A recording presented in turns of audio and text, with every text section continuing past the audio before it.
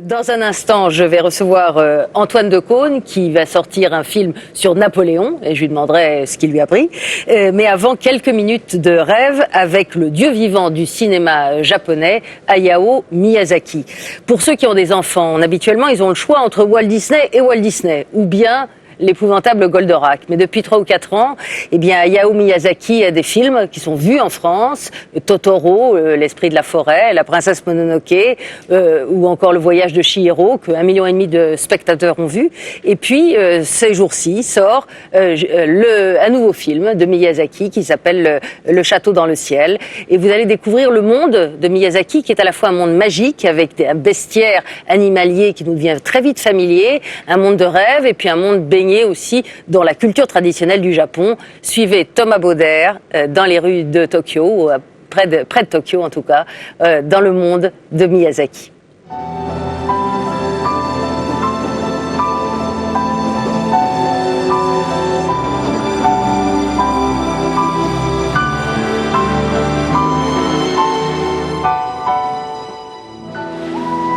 Nous sommes au Japon, dans la lointaine banlieue de Tokyo. Un drôle de chalet suisse, avec une enseigne sur laquelle il est écrit « La maison du cochon ». C'est là que travaille depuis bientôt 20 ans un certain Hayao Miyazaki.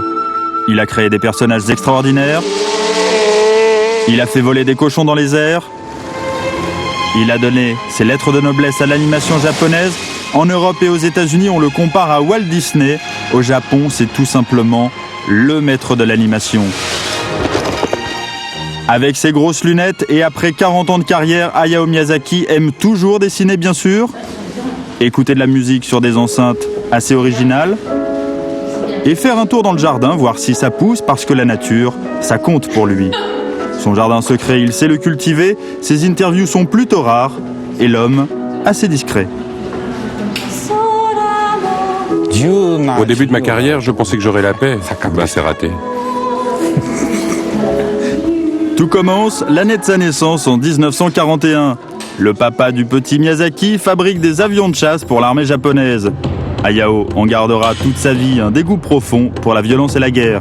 Les machines volantes, par contre, Miyazaki adore. Résultat, il passe son enfance le nez en l'air.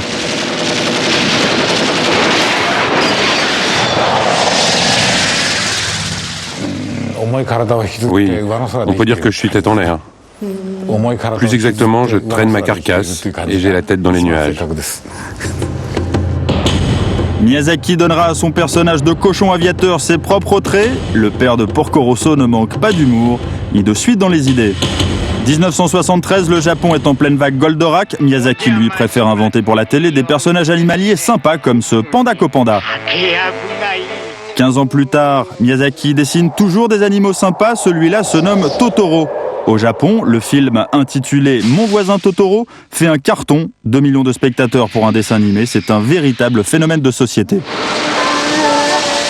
Nous sommes à Shibuya, le quartier jeune de Tokyo. Ici, les fans de Totoro sont légion. C'est bien simple. Parmi les grands enfants en virée pour le week-end, tout le monde connaît la chanson.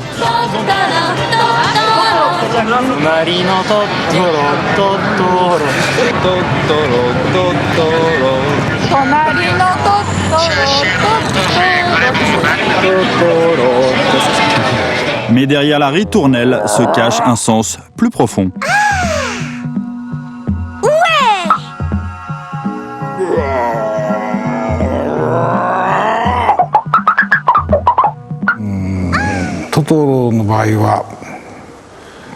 À l'origine de la création de Totoro, il y avait la volonté de ma part de parler de la forêt. Pour moi, la forêt, c'est un véritable être vivant.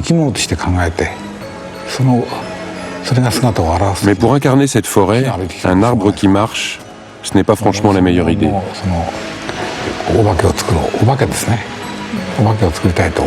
Alors, j'ai cherché à concevoir une sorte d'animal fantastique qui puisse exprimer toutes les valeurs importantes présentes dans les plantes, les arbres, la nature.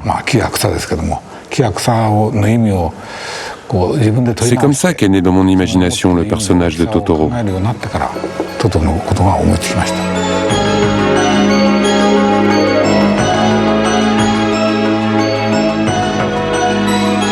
Et manifestement, le message écologiste est passé. Vous savez, la raison du succès de Miyazaki ici, c'est qu'à travers ses films, il fait redécouvrir la culture traditionnelle du Japon. Aujourd'hui, on vit dans un univers de béton très citadin. Mais dans ses films, on voit les forêts, les rivières, les divinités. On retrouve dans ses œuvres tout ce que l'on a oublié dans notre monde moderne. C'est ça qui est bien. Écologiste convaincu, Miyazaki signe en 1998 une épopée inspirée du folklore païen japonais, Princesse Mononoke. «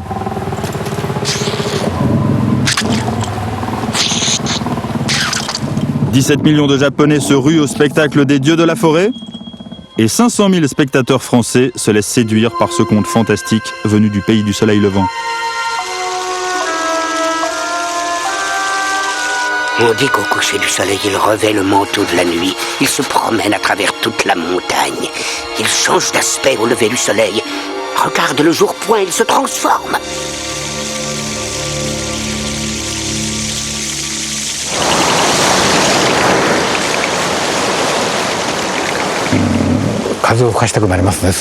J'ai toujours envie de mettre du vent dans mes films. Je ne sais pas vraiment pourquoi, mais j'ai ce plaisir à faire souffler du vent dans nombre de séquences de mes films.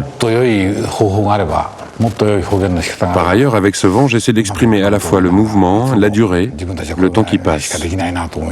C'est un plaisir, mais c'est aussi une recherche. C'est un travail que je mène.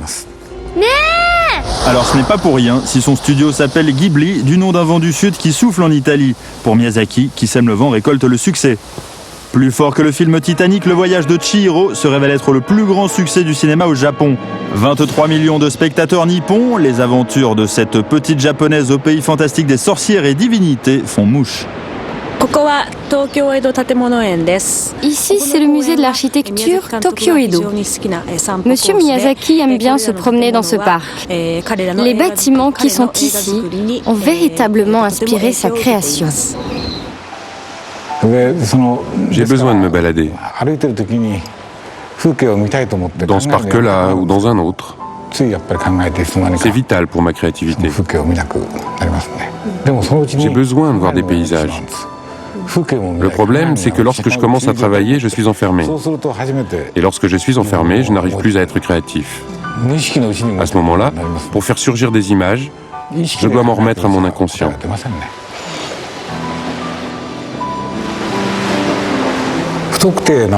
Le monde est immense et infini. Moi, je ne montre qu'une partie de ce monde dans mes films. Mais dans ce qui est filmé, ce qui est projeté sur l'écran, il y a différents univers qui coexistent. Le monde n'est pas univoque. C'est ce que j'essaie d'exprimer à travers tous mes films.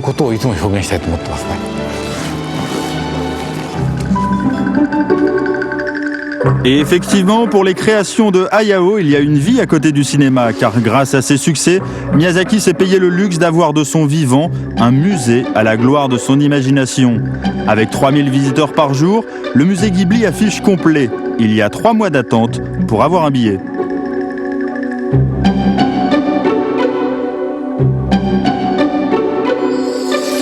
En France aussi, Miyazaki fait désormais des émules. Plus de 1,5 million de spectateurs sont allés voir Le Voyage de Chihiro. L'esprit de Miyazaki souffle désormais d'un bout à l'autre de la planète.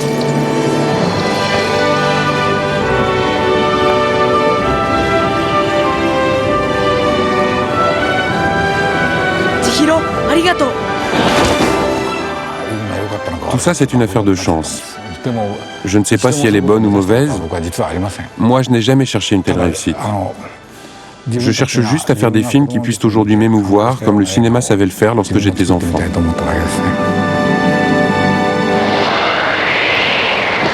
Alors les enfants, que vous soyez petits ou grands, une bonne façon pour s'introduire dans cet univers qui mêle à la fois le féerique et le philosophique consiste à aller voir l'un des tout premiers films de Miyazaki, Le Château dans le ciel, resté inédit en France jusqu'à présent.